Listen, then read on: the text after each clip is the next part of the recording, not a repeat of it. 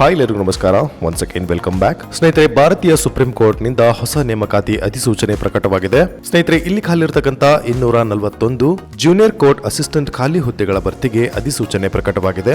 ಬನ್ನಿ ಸ್ನೇಹಿತರೆ, ಈ ಒಂದು ನೇಮಕಾತಿಗೆ ಸಂಬಂಧಪಟ್ಟ ಒಂದಷ್ಟು ಮಾಹಿತಿಗಳನ್ನ ನೋಡ್ತಾ ಹೋಗೋಣ.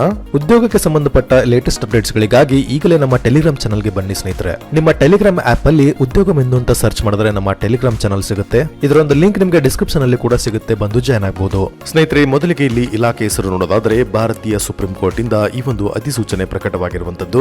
ಸ್ನೇಹಿತರೆ, ಇಲ್ಲಿ ಖಾಲಿ ಇರತಕ್ಕಂತ ಜೂನಿಯರ್ ಕೋರ್ಟ್ ಅಸಿಸ್ಟೆಂಟ್ ಹುದ್ದೆಗಳ ಭರ್ತಿಗೆ ಅಧಿಸೂಚನೆ ಪ್ರಕಟವಾಗಿದೆ. ಒಟ್ಟು 241 ಖಾಲಿ ಹುದ್ದೆಗಳು ಇರುವಂತದ್ದು. ಅಭ್ಯರ್ಥಿಗಳು ಆನ್ಲೈನ್ ಮೂಲಕ ಅರ್ಜಿಗಳನ್ನ ಸಲ್ಲಿಸಬೇಕು. ಉದ್ಯೋಗ ಸ್ಥಳ ಭಾರತದಾದ್ಯಂತ. ಬನ್ನಿ ಸ್ನೇಹಿತರೆ, ಮುಖ್ಯವಾಗಿ ವಿದ್ಯಾರ್ಥಿ ಕಡೆ ಬರೋಣ. ಸ್ನೇಹಿತರೆ, ಈ ಒಂದು ಹುದ್ದೆಗಳಿಗೆ ನೀವು ಅರ್ಜಿ ಸಲ್ಲಿಸಬೇಕು ಅಂದ್ರೆ ಮಾನ್ಯತೆ ಪಡೆದ ವಿಶ್ವವಿದ್ಯಾಲಯ ಅಥವಾ ಮಂಡಳಿಯಿಂದ ಯಾವುದೇ ಒಂದು ಪದವಿ ಪಾಸ್ ಆಗಿದ್ರೆ ಸಾಕು, ಅರ್ಜಿಗಳನ್ನ ಸಲ್ಲಿಸಬಹುದು.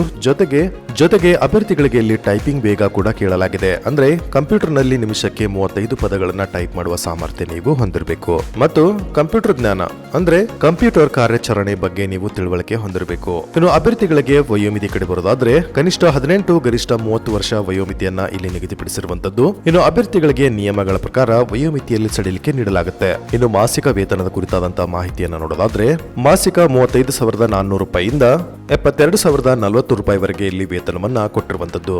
ಇನ್ನು ಅರ್ಜಿ ಶುಲ್ಕದ ಕಡೆ ಬರೋದಾದ್ರೆ ಸಾಮಾನ್ಯ ಒಬಿಸಿ ಅಭ್ಯರ್ಥಿಗಳಿಗೆ 1,000 ರೂಪಾಯಿ ಇಲ್ಲಿ ಅರ್ಜಿ ಶುಲ್ಕವನ್ನ ನಿಗದಿಪಡಿಸಿರುವಂತದ್ದು. ಎಸ್ಸಿ ಎಸ್ಟಿ ಮಾಜಿ ಸೈನಿಕ, ಅಂಗವಿಕಲ ಮತ್ತು ಸ್ವಾತಂತ್ರ್ಯ ಹೋರಾಟಗಾರರಿಗೆ 250 ರೂಪಾಯಿ ಇಲ್ಲಿ ಅರ್ಜಿ ಶುಲ್ಕ ನಿಗದಿಪಡಿಸಿರುವಂತದ್ದು. ಇನ್ನು ಅಭ್ಯರ್ಥಿಗಳು ಆನ್ಲೈನ್ ಮೂಲಕವೇ ನೀವು ಅರ್ಜಿ ಶುಲ್ಕವನ್ನ ಪಾವತಿಸುವಂತದ್ದು. ಇನ್ನು ಆಯ್ಕೆ ವಿಧಾನ ಹೀಗಿದೆ ಸ್ನೇಹಿತರೆ.